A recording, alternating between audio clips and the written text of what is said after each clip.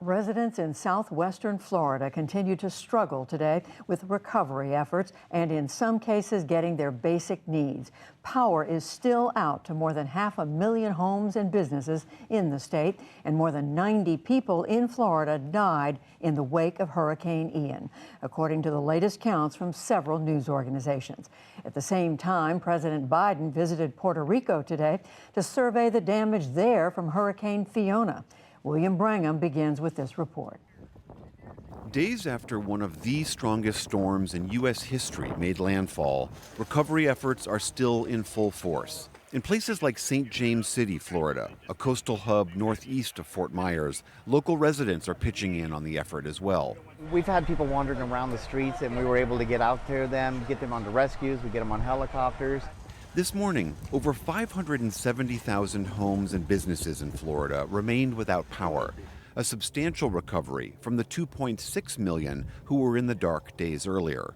In Fort Myers, where more than 40 people have died, residents collected what was left of their homes, packing up belongings into suitcases and shopping carts. The kitchen's got to come out, the bathrooms are all got to come out. It's a complete redo. The enormity of their losses starting to sink in. I was just devastated seeing what was happening to the property and to my neighbor's place downstairs, and it was hard to comprehend. For some in Lee County, home to Fort Myers, questions remain about why local evacuation orders weren't given until Tuesday. The National Hurricane Center's earlier forecasts found that Lee County was outside the more direct path of the storm, but projected the area could face dangerous storm surges as high as 6 feet. Local officials have repeatedly defended their decision. I am confident in our county manager, our leaders, our governor, all of us in law enforcement, that we got that message out at the right time. Now, whether people listen to it, we can't force people out of their homes. Florida Governor Ron DeSantis yesterday gave an update on recovery efforts. There's more urban search and rescue teams in Florida now than in any one place in American history since September 11th. And if you think about it, there's been massive events that have happened since September 11th, and we have more here. Beyond Florida, Ian's wrath continued north to the Carolinas and up to Virginia, which saw some of the worst flooding in over a decade. For his part, President Biden plans to visit Florida on Wednesday, but first, the president spent the afternoon in Puerto Rico, surveying damage in the southern part of the island blasted by another hurricane, the Category 1 storm, Fiona. It touched down on September 18th and killed at least 2 people and is estimated to have caused $3 billion in damages. The president announced $60 million in U.S. aid and reiterated that he'd stand behind the island as it rebuilds. We know that the climate crisis and more extreme weather are going to continue to hit this island and hit the United States overall. And as we rebuild, we have to ensure that we build it to last. And I want the people of Puerto Rico to know I'm committed, to my entire administration is committed, to standing with you every step of the way, as long as it takes. Power has been restored to about 90% of the island, but over 60,000 people still remain without water.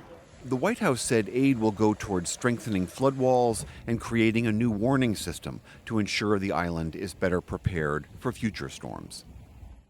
And joining me now for the latest on recovery efforts in South Florida is Pam James. She's an executive producer at public media station WGCU in Fort Myers, Florida.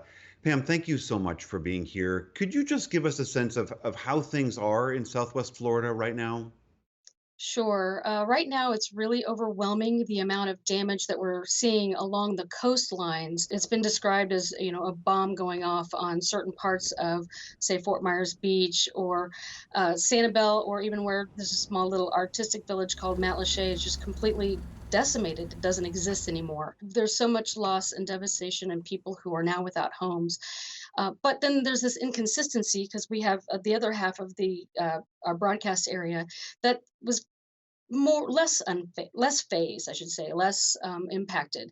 There was some wind, there was some water, but there wasn't as much damage. Just maybe a loss of electricity and water. We know that also some of the poorest residents of your area suffered some of the worst damages and also are most likely to not have flood insurance. How are those residents in particular faring? We've had residents on St. James Island, and there are some other communities that have been hit hardest. And a lot of these people live in trailers. And of course, many of these people with trailers don't have rental insurance. And so it's going to be a challenge, especially down here in Fort Myers when we are, I think, number one when it comes to real estate.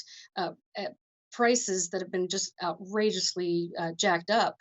So when you're dealing with suddenly now a loss of housing, this is gonna be a huge issue for us for the next year, or at least. I know that there's an issue brewing on what's known as Pine Island, which is a small barrier island off the coast.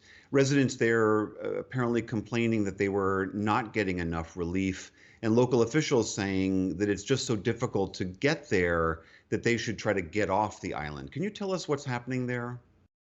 Absolutely. So, uh, Pine Island is like Sanibel, which is a barrier island to, our southwest coast, and the only way to get on island other than by boat is a bridge, and it's the only landline or the tether that is between the barrier island and our mainland, and Hurricane Ian just kind of took out both those bridges.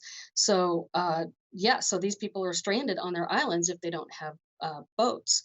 And so the challenge is that electricity is out, water's out, and so the government officials are trying to get recovery efforts to them on island, um, but it's been challenging because a lot of the residents don't want to leave. Pine Island is definitely a blue collar agricultural island, and so these people are very independent minded and didn't want to leave the island when it was time to go. But then now they don't want to leave the island now that they need to have some of those rescue efforts taken care of. There are people who just want to stay and secure their livelihoods there.